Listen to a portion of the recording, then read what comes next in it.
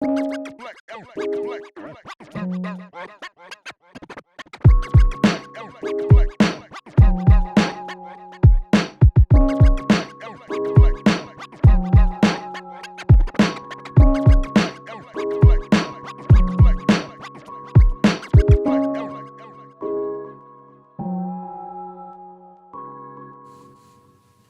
we're visiting Cudeca's headquarters, a beautiful building complex located at Avenida del Cosmos in Arroyo de la Miel, and I'll be meeting with Marisa Martín, its medical director. Cudeca is a non-profit foundation whose mission is to offer specialized care and assistance to cancer patients in the non-curative phase, as well as support to their families. Their goal is to provide the patient with the best possible quality of life and the family with special support through their several programs. So we are already here on this beautiful backyard, and I have here with me Marisa Martín. She's the medical director here on Cudeca. So how are you, Marisa? I'm fine and very happy to be here with you. So thank you for this opportunity. And we're happy to come with you. This was a program that I really wanted to do it because I think your work here and your work in general is amazing, and we need to give it visibility. Oh, thank you, because we need your visibility right now. We need a lot of visibility, so thank you. Let's go straight to the point. Where are we, Marisa? Tell us. Well, right now you're in the gardens of our hospice. This is Cudeca Hospice, and we are in the lovely gardens where all the patients have their rooms over there. And the patients that are here in the inpatient unit are cared for daily because they're in a more difficult or complex situation. And of course, we have many, many patients that are not here in the center, but they are at home. That's where we care for the majority of the patients. And the patients we care for are patients that are with a very serious illness and in the last stage of their life. Sometimes it can be months, sometimes it can be days. But Cudeca wants to be with a special kind of care, medical care, but also all the support that somebody that's going to leave this world needs. And not only the patient, but also their families. So we have psychologists, social workers, physiotherapists, all the possibilities of professionals that can help in this difficult situation. I forgot one thing. We're already sitting here complying with the security measures, really important right now on this environment. So we can take our mask off, so we're gonna be more comfortable. Yes, we've got enough distance and we're open-aired, so that's nice. Now we can keep on going because I was so eager to do this interview that I just jumped straight in. I didn't even take my mask off. So tell us, Marisa, what is the goal of Cudeca? Well, the goal is to be there in a very, very difficult situation and to be there for the patient and to be there for the families. A long time ago, when a patient was at a very end stage of their illness, many of our colleagues in the hospitals would say, this is the end point, there's nothing else we can do for you, right? And that was said to the families many times. And that's not right. We feel that there are so many things that we can do and that we have to do. It's a moral obligation as a healthcare professional to be there to care for people at end of life. So to do this, we had to train, and I did a lot of training in UK in the hospices, and all the colleagues here, all my colleagues are very well trained professionals, nurses, doctors, psychologists in palliative care. And palliative care is a very new discipline still in Spain, but in the UK it began in the early 60s. So, and it didn't come to Spain until the 80s. So that's why we're a bit behind, right? But palliative care is a speciality, and what we try to do here is to alleviate the suffering and to control the symptoms, to prepare the best way we can the patients and the families for this very difficult time of life, and for people to be able to live their lives until the end, and also, well, if possible, to leave this world in peace. You said something that I really like, is that we have a moral obligation to do this. It's something that we need to work on. Yes, it's an ethical obligation as a healthcare professional. It's in the university we are trained to cure, and when you begin to work as a doctor, I'm a doctor, you understand that, well, there's not so much you can cure, but you can always be there for the patient, you can always be there for the family. You told us you are a doctor, I said you are medical director here, but what's your role on the organization, Marisa? Well, unfortunately, I'm not with patients any longer, which is really my vocation, but there's a beautiful team caring for the patients and families. So my role now is a bit to lead the progress of the association, of the foundation, and to make the team work in a way. So it's an easy job. How would you describe the day-to-day task? Well, I've got a very complicated agenda, I can tell you that. And I'm very lucky because everything we do here in Cudeca is based on teamwork. I'm the face today, but there's so many people behind me and so many people side by side with me. So my task can begin with, I normally have a meeting with the home care teams, with the caring side of Cudeca every morning. And then I have other types of meetings with the rest of the organization. So I have follow-ups with the volunteer department, follow-up with the fundraising department, follow-ups also with the training department, with the research department. I also have meetings with the psychosocial area of Cudeca, which is an important area for us. And we have a committee caring for all the needs on that part of the situation that the patient and the family live. And then I've got lots of projects. That's the good part of it. So I'm a bit the face of Cudeca right now with Joan Hunt, with Susan Hannum, the vice president, with Rafael Olaya, our sub-director. And we all try to communicate what Cudeca is, what we're doing. And we need people to know what we're doing, to trust in us as an organization. So I've got a lot of role there on the economical side too. You spoke about trust. This is essential on this your work, no? It's good that you mentioned that because we've learned from Joan Hunt. You know, she's the founder, and Joan was a very important person in a big company in London. So she taught us that it was at the same level of responsibility and of importance, the good care of the patients and the good care of the money that comes in, right? So we are very transparent in our managing the foundation, and we have external audits from KPMG, and also there's a foundation that looks deeply inside the organizations to see if we are governing the foundation in the best way, and that's called Fundación Lealtad. And we have accomplished their checklist, and we have their stamp that we do this well. So we're happy. The homework is being done. Well, we try our best, and there's always something you can do better, you know. It's not that we do everything the best, but we will try hard to improve every day.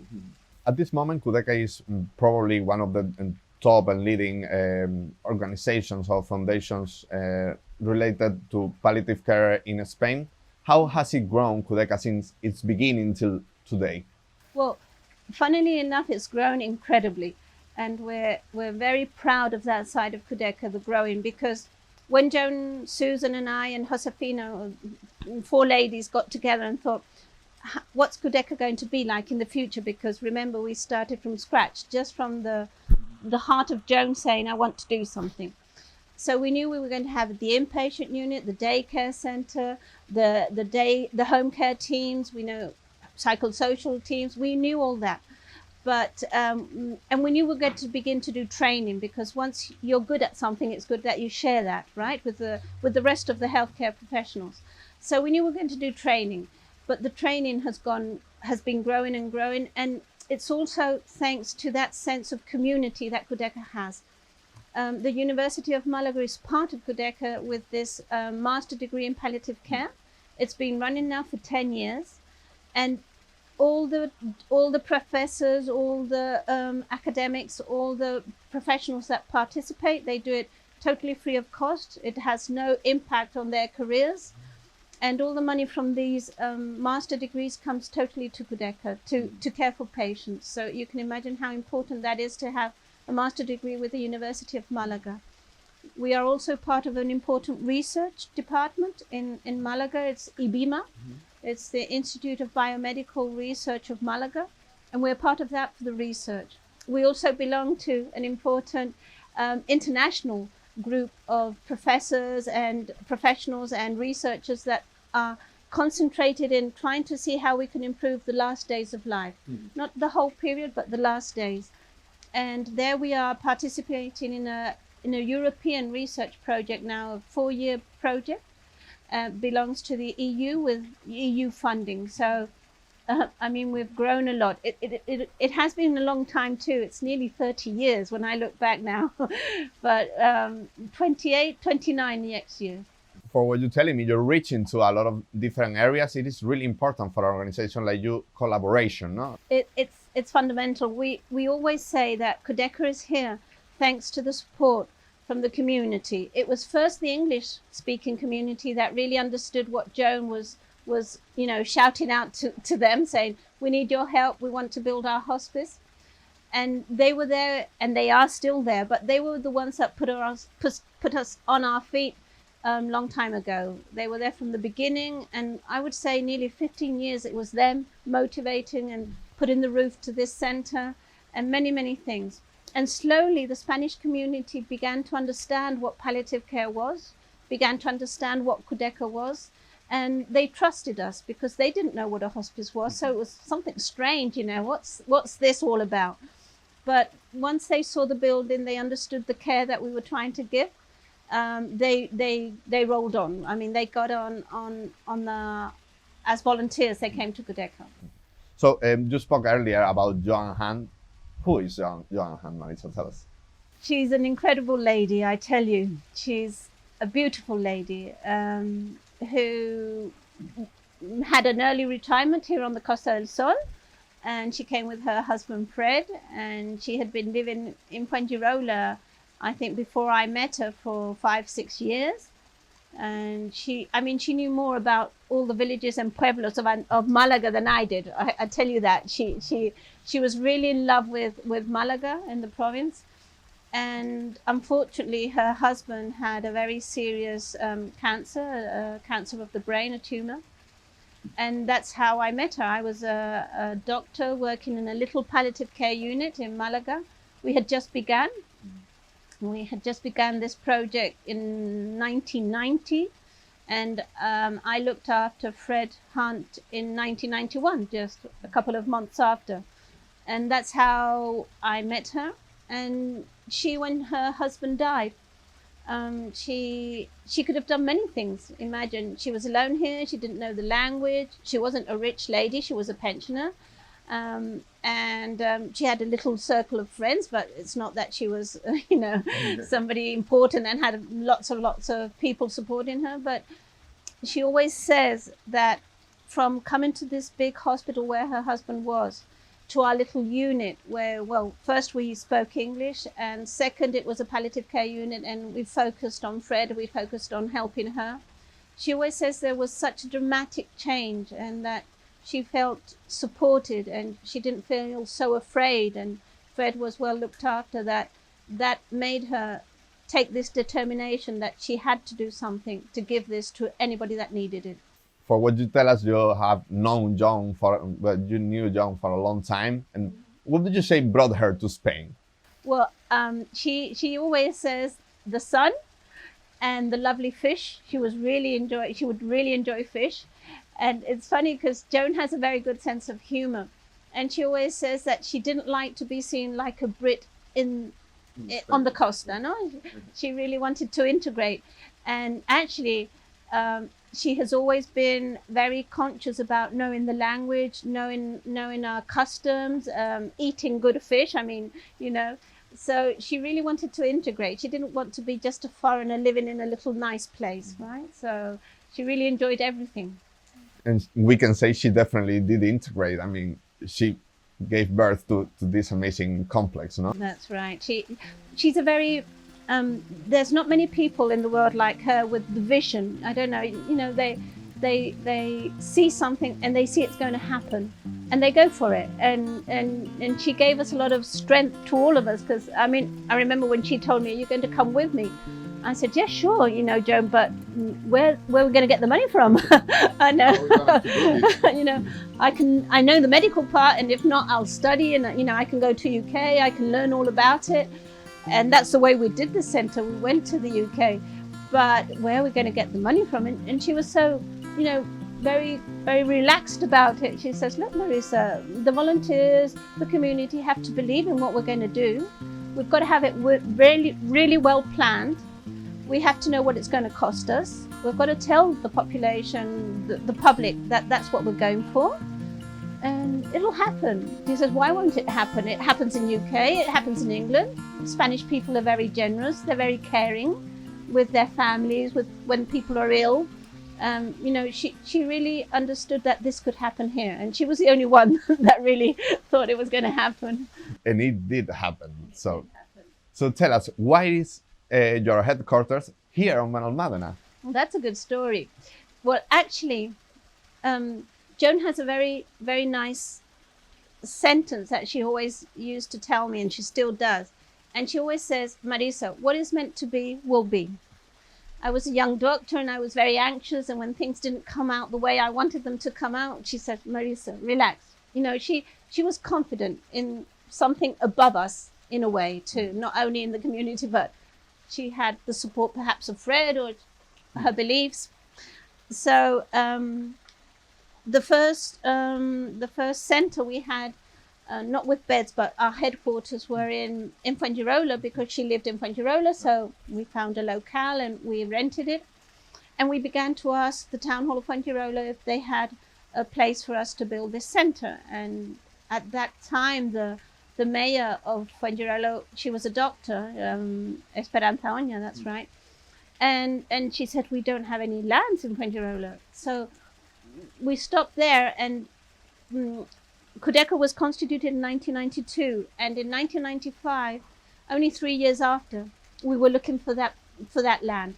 And funnily enough, it was Christmas, and we got this call from the town hall of Benalmadena that the mayor wanted to see us. So we went to see the mayor, and he says, I've heard you want a plot of land to build a center. Well, I'm going to give it to you. And that's how we landed in Benalmadena. We were supposed to be in Fuengirola, like 100 meters from Jones Hunt. We had our first headquarters, and this center is actually like 200 meters from my house. So Joan always says, what is meant to be will be. So it was an amazing Christmas present. It was. But actually, this wasn't the first land we saw.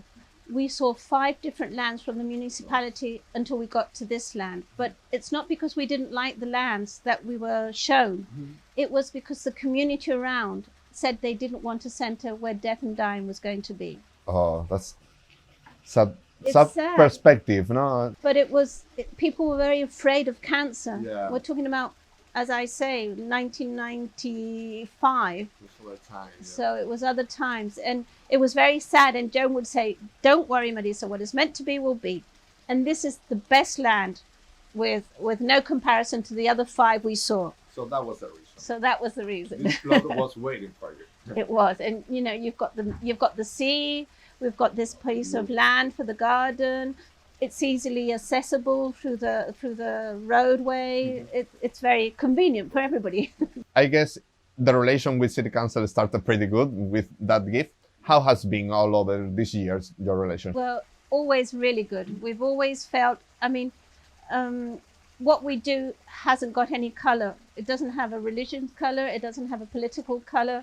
It's about human suffering. And I think everybody is very, very sensitive to this human suffering of cancer or any other disease, because it's very difficult for somebody not to have somebody near, close, that has had a cancer. It's 1 out of 3. It's one of the most present diseases, illnesses in our lives right now. So we always say that Cudeca gets out the best of everybody. Once you come into Cudeca, you have to give the best you have. And we have been very, very lucky and very supported by the town hall since then. How does Cudeca finance its activity? Well, really, the community. Only 15 to 20% of our income come from public funding. Mm-hmm. We have a contract with the Junta de Andalucía since 2006, but we began to care for patients in 1992. So there was a long, long time that we were alone. But right now, it only represents 20% of our total income. And all the rest comes from the community. Mm-hmm. And the most important is the charity shops. Mm-hmm. And I always tell this story because it's true. And when I asked Joan where we were going to get the money from, blah, blah, blah, and she said from the community, and then she says, we're going to set up a charity shop, Marisa. I said, oh, Joan, Spanish people, we don't buy secondhand clothes.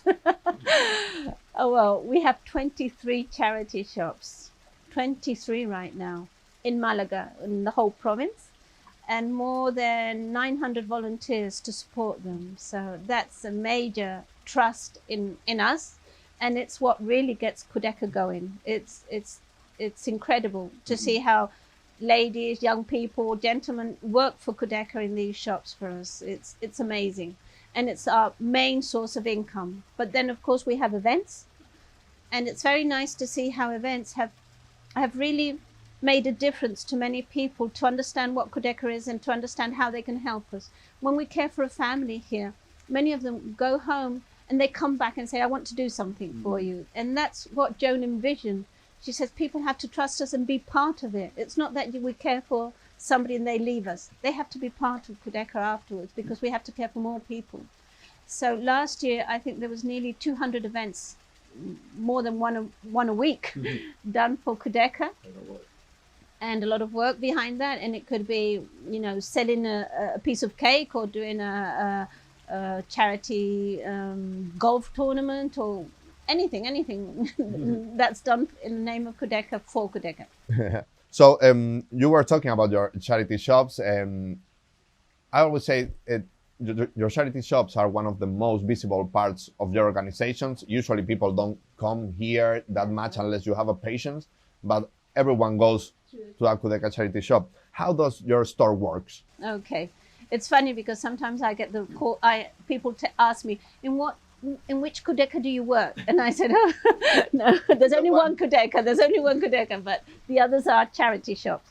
Well, it's to set up a charity shop. Normally, we need to study a bit the market. It's like a real market. It's like Thada.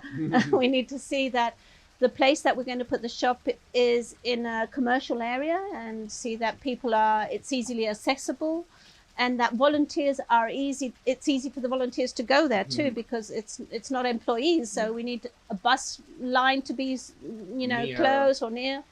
So that's what we look first. And then we do a call in the community saying we want to open up this shop and we need volunteers. So that's the first thing we do. And when we get the number of volunteers, normally in between 30 and 40 volunteers to open one shop. Then we do a course with them, we explain everything, and we begin to set it up. Right now, at the beginning, all our shops were very, very charity shops with no image. It's just, rick and rack. But right now, we try to make them look nicer, and we have some standards of how we like the shops and how we care for the client that comes in. And we have an image to the shop. So they look quite nice. Actually, I like all these funny things that happen in the shop. One day a gentleman bought a shirt and came back the next day saying he needed a bigger size. And the ladies looked at him and said, don't you realize this is a charity shop? We don't have bigger sizes. We only have one. And he said, oh, I didn't realize. He said, well, it's written everywhere, but looks like branded. That's right. That's right. So we have a nice image, and we look after that. They're nice things that we've set up at very, very reasonable prices, very low prices. And it's a nice way of the community being part of Cudeca because there's always somebody that gives you the clothes, the volunteers that sell it, and somebody that comes in to buy it. So it's quite a circled and closed-in business. And more people get to know you. That's right. The goal, no? Well, sometimes yes, and sometimes no. This gentleman didn't even read. So we are living quite an atypical year with all the coronavirus crisis. How has it changed your strategy or projections for this year? Well, it's been like a roller coaster, hasn't it? Because it's not only Cudeca. It's this pandemic is making many people suffer in different ways, and not only on the health side or the illness, but we have friends that have perhaps broke down because they have a business, they have a shop, or they have a restaurant, and it's sad to see all the effect that the pandemic is having on society, on the community. But then, of course, we have to look after our patients, and it's been very hard for them, very, very hard, because especially during lockdown, even our medical teams couldn't go to visit them unless it was an emergency. So most of the caring was done on the phone, and it was hard times. And if I don't know if there was a patient that was cared for by his wife and his sons and daughters, well, now it was only the wife there because the sons and daughters shouldn't go because he could get the disease. And in a way, our patients have been more confronted with death through COVID than through cancer, because they were very aware that they were fragile towards COVID, and that if they had COVID, they could die of COVID, right? So it's been hard, very hard for the patients, hard for the families, and hard for our professionals too, because they are healthcare professionals, and of course they are very, very, very compassionate and professional people, but they are young people with their families, with their children, and it was very, very uncertain and very threatening in a way, right? But the truth is, well, slowly you have to face things. You know, when there's a challenge, Joan has shown us that we have to face things, and we between all the teams, we tried to get the best way to care for the patients, and the home care visits began to work again. The inpatient unit has been open full time. We didn't have any patients with COVID because that would have made us close down the unit. But fortunately we haven't, so we've been able to care for the patients here. The daycare center we did have to close because, of course, daycare means patients with patients, and that's very not recommendable right now. And of course, volunteers that were the main force of the daycare center couldn't come into our center anymore. So daycare center was closed, but all the rest we've managed to maintain our care. But of course, the economical side hasn't been that way. The shops were closed down for 3 months. No events since March. And donations and socios and all the other ways of getting the money in has also been, well, at least limited, because everybody is going through a difficult situation. Unless you have a paid salary, it's a very vulnerable moment right now. So, what are your challenges for next year? How are you fight all this? Well, our main challenge is to get the budget. So this year, we brought down our budget. The professionals, we've all diminished our salaries during 3 months, and we've tried to cut down any expense that we could do next year. But right now, we are anticipating nearly 700,000 euros of losses that we won't be able to bring them in as we did normally.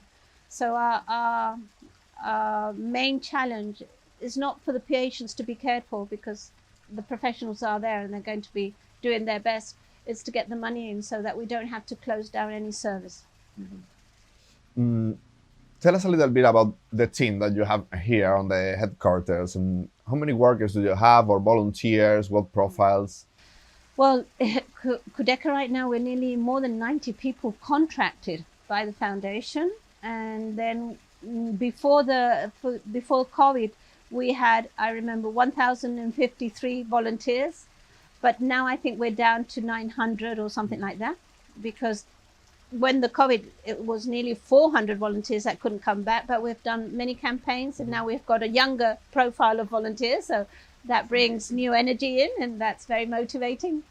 And we have, it really, Joan gave the organization, it's an NGO, but it's managed like a company because of her background. So we've got a soul, which is totally an NGO, right? But we have a structure that is like a company.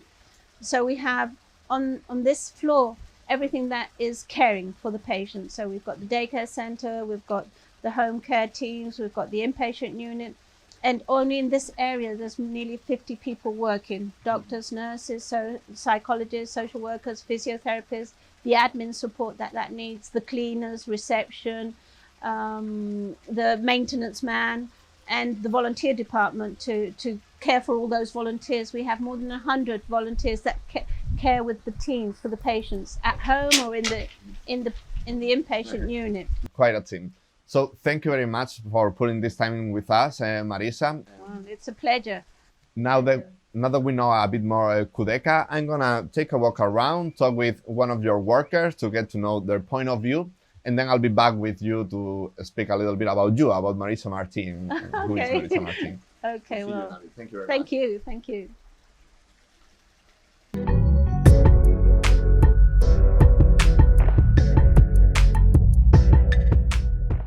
So we already spoke with Marisa about Cudeca, and now I was taking a walk here around the headquarters, and I found out Rosa Cazorla, and we're going to speak with her a little bit about her job. So Rosa, tell us first of all, what's your role, your job here at Cudeca? Okay, I am one of the nurses working here in the home care team. So we have 6 home care teams, which is a multidisciplinary team. It has a doctor, a nurse, a psychologist, and a social worker. And every day, what we do is we go to see the patients at their houses. What do you do on those visits? Well, what we normally do, we try to cover everything really, not just their symptoms control about the illness, but we look about the social needs, if they need maybe some valoration about carers, and if they have any emotional or any psychological need as well. So we try to look for the patient and their families as a unit, the complete lot. And how long have you been working here on Cudeca, and how did you start it? Well, it's about 16 years now. For a long time. Yes, next January, 16. And I used to work in England in a hospice, just exactly like Cudeca. So it's really funny how I left England. I used to work in Oxford for 6 years, and then I came over to Spain and I said, well, what am I going to do now? How am I going to work in palliative care in a hospice, which I really wanted to, and I found Cudeca. So that was amazing, I guess, because as we spoke with Marisa, palliative care here in Spain is kind of a missing signature. We still have a lot of work to do. So it must be wonderful for you to arrive and found an organization like this. It was like Cudeca was waiting for me to come over from the UK. It was really nice. It was a nice surprise. I didn't know Cudeca was in Malaga.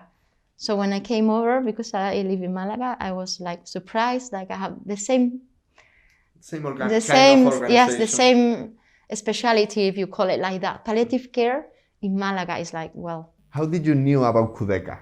I have a friend here working. He was working before I left the UK. So we met one day and he said, hey, you back to Spain? Yes, I am. Hey, what do you do? Where are you working? Well, I'm working in an ONG and we do palliative care. I said, no way, really? Yes. Well, we need a nurse. Would you give me your CV and have an interview? And there we are. So it was meant to be. It was meant to be. So after 16 years working here, I guess you must have seen a lot. And I mean, it's a wonderful job that you do, but I guess it must end up taking a toll on the workers because it's really hard work. It's emotional more than anything else, because what we see is the end of the life. But I presume Marisa has told you before, it's something so special. And I think we receive more from the patients and their families than what we give, if you know what I mean. Because they give us a chance to see life with another perspective. You change, it's a chip there. Huh? That's right. You see the details from things like a sunset, or your kids, or your family, your friends, what is really important.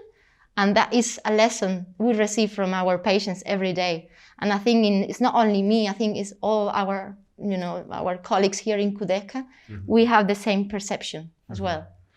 So we manage the emotional with this part. It's something really important on today's society that we don't appreciate maybe the moment what we have until it's too late, no? Like exactly. That you just find out. Live the day. Every day is unique. So that's what we have to tell everyone. Yeah, it's really important to pass that knowledge.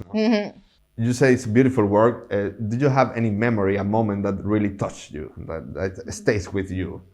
Well, 16 years is many. But the other day I was thinking about one of my patients. He was because he passed away. He was a very important musician And he was asking about my life. Do you have kids, or are you married? And I said, why are you so interested about my life? And he said, because I want to give you a present. I said, what present? I have a flute for my little kid. And he made home, especially made for my daughter. So that's amazing. Yes, for me it was really touching. I mean, getting to create that link with a patient is something Yes. beautiful. Huh? It's so many memories I can tell you. How many hours do you have an interview? This is a shame. Maybe on next discovering, I'll just do you an interview, a full one. So tell us, are you from here, from Benalmadena, or? No, original. I'm from Vélez Málaga, which is a city in Malaga, in La Sarquía. In the eastern region. That's right. So, are you living right now here in Benalmadena, or do you commute? Yes. So, what do you think about our municipality? Well, when I started working in Cudeca, I was looking for some place to live. And I thought, well, I might live in Malaga. But no, I really wanted to live in Benalmadena. It's true. Yeah. Because I really like Benalmadena. It's a nice place to live. Because you have everything you need, really. You have the beach, and you have the mountains, and you have a place to eat, or to have a nice drink, or a nice chat.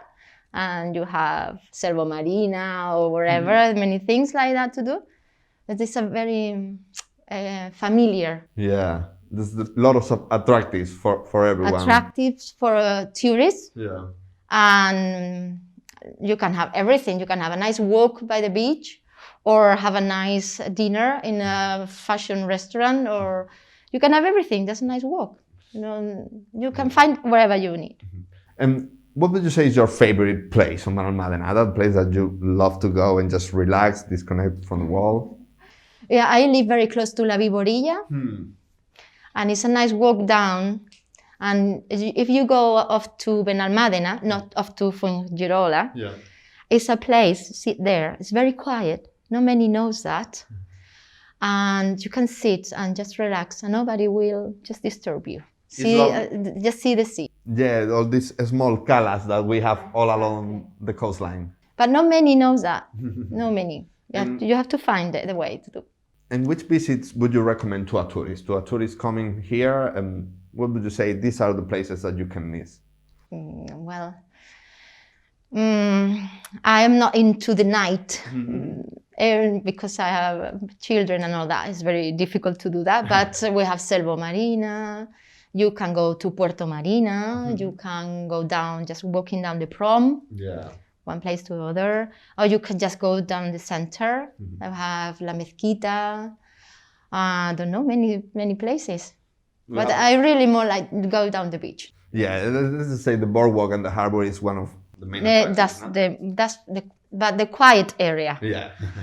The busy one is to go down to Puerto Marina, if you want something different. Yeah, if you want some parties. That's right. Yeah. That's right. So thank you very much for welcome. This time with us and tell us a little bit about your work. That is also really important. We spoke with Marisa, the top side of the directed side of Cudeca, but I wanted to speak with a worker too.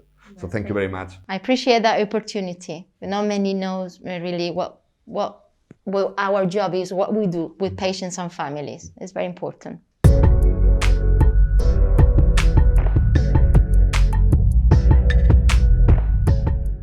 So I was already talking with one of Cudeca's workers, getting to know a bit more the labor here. And now we're back with Marisa here on another beautiful area. I like it a lot because it represents all the people that help the organization. We are complying again with the security and sanitary measures, so we can take our mask off. And let's go straight to the point again. So Marisa, tell us, how did you end up on Benalmadena? Because for what I know, you're not from here, no? No, I'm a bit of a mixture. I always say I'm a mixture. My parents are from Spain, from Malaga, and they went over to England, immigrants, to work and to find a living. So I was born in Cambridge, and I lived there until I was 12, and they decided to come back. And that was hard times for me, because I was I consider myself an English girl. I wasn't a Spanish girl. But of course, all my family were here, all my cousins. My mother had a very big family, 9 brothers and sisters. So when I came back, when I came to live to Spain, my parents decided to come to Benalmadena. So that's how I began to live in Benalmadena. Then during my career, during university, we moved down to Malaga. And well, when I found my boyfriend, and he was from Torremolinos, and we were deciding where to live, and finally we said Benalmadena. So that's how I began in Benalmadena, went to Malaga, went to Torremolinos, and came back to Benalmadena. So what did you think about Benalmadena the first years living here? Well, I think it's a beautiful place to live because, well, all Malaga coast is so nice, right? But Benalmadena, I think, is a very relaxed area and very multicultural. And me being half English, half Spanish, well, I think I like the sense of living in a community which is very open-minded and very capable of integrating different realities, different cultures. So I like that type of atmosphere. I don't want to lose my English part, so being on the coast, on this coast, means, well, meeting many English people, going back to my origins, and we really like it, living on the coast. That's always really welcoming, no? Going to a place where there's already a community of where you're coming from. Huh? That's right, and my husband works here, so that's another reason. He's a professor. He studied chemistry, and he's a professor in one of the local schools here. So it was the way. I was working in a hospital in Malaga at that time, and Cudeca wasn't here yet, but Cudeca then came afterwards. So it was a perfect place to be, and it was just the right time to be too. How was that job, your first job before Cudeca? Right. Well, actually, it's quite strange when I tell this story that I wanted to be a pediatrician. I wanted to care for little children. It changed a little bit. It did change, didn't it? And so I was actually, my husband and I decided to go down to the States. I've got family in the States, and I was going to do my specialization over there. But before I went over, there was this hospital, Red Cross Hospital, and my husband said, well, why don't you begin working there just to get some experience and this and that. So I was actually on voluntary basis for a whole year there. The doctors and nurses would teach me how to do my career well, how to touch a patient, how to examine a patient, all these things. And I would teach them English classes in the morning. So we had a win-win. And that's how I began in this little hospital. And suddenly this project about palliative care was presented in the hospital. And one of the doctors, Susana Pascual, said, Marisa, you're perfect for this project because you've got the English. We have to go to England to get, to know all about the hospices. Come on. And I said, no, but I'm leaving. I want to go to the States. I'm going to study for pediatrician. She said, well, help us get going. You just help us get going, and then you can decide. And until today. Until today. And I specialized as a geriatric doctor at the end. So from one end to the other end and to end of life. So you already told us how did you get involved with Cudeca, but tell us, how were those first years personally? Because, I mean, besides all the effort of creating this side of medicine, I guess it must end up taking a bit of a toll on you, no? Yeah, well, first of all, it had to be a family project at the end because when Joan came to me, because when Joan's husband died, in England, you don't send flowers to the funeral.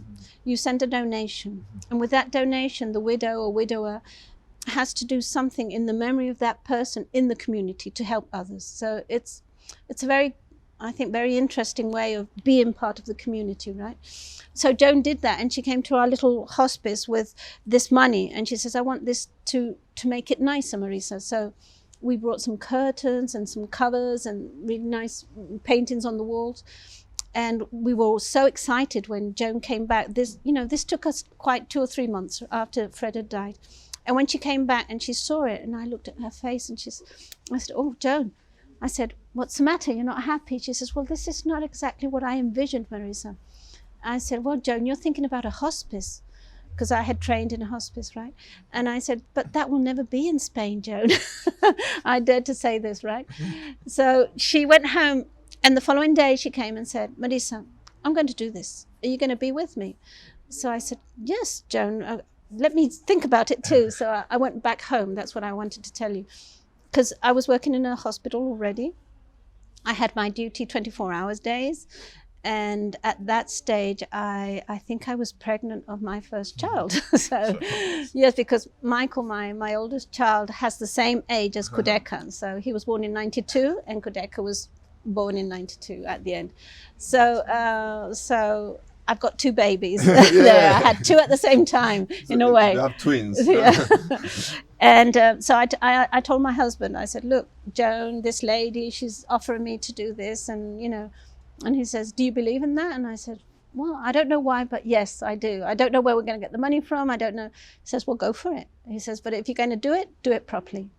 I said, well, yeah, but we're going to grow up. We're going to have a family. He says, okay, you can count on me, but, you know, do things right, do it properly and dedicate the time it needs. And so I sometimes, my husband, when I've got two children, Michael and Javi, he would go, you know, to have walks with them, and people would say, oh, poor man, he's a widower, because I was never there.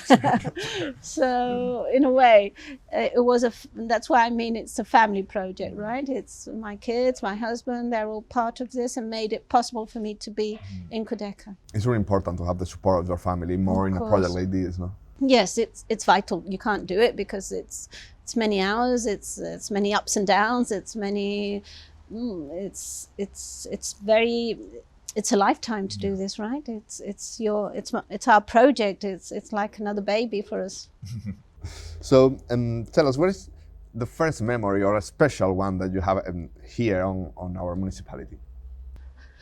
Well, there's many. I like to go walking every morning. I get up with my cousins that live here, and we go at 7 o'clock in the morning to walk in the Paseo Marítimo, and it's just marvelous every day. It's like a gift every day just to see the sunrise on the beach, and we're doing our exercise, but still we're enjoying it, right? So I think it's I can't say one big special. Well, there are special events related to my family or to Cudeca, because we're a big family. My kids, they've been part of the basketball team here. They play basketball, so we've gone to many games with them, and some they win and some they don't, but that's nice.